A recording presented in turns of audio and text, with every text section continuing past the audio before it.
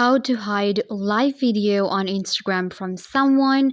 Easy tutorial. Hi guys, welcome back. Today I'm giving you a quick tutorial on how to hide a live video from someone on Instagram. So let's get started. First, what you have to do is you guys will open up your Instagram app on your mobile phone, and we sometimes go live on Instagram or we post our lives on our Instagram, but we want to hide it from someone.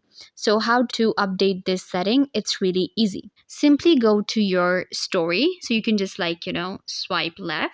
It will open up the camera for you. Here, click on setting icon. In camera settings, click on live. You can see this option right here which says hide live from. Hide your story and live videos from specific people. Click on this option and it will allow you to choose from your followers that you can select people you want to hide your live from. So I'm going to select this person, go back, and now you can see I have 2 people in this list. This way you can hide your live from someone on Instagram. I hope that I was a big help. Don't forget to give this video a big thumbs up, leave a comment down below, turn on bell notification, and subscribe to YouTube channel.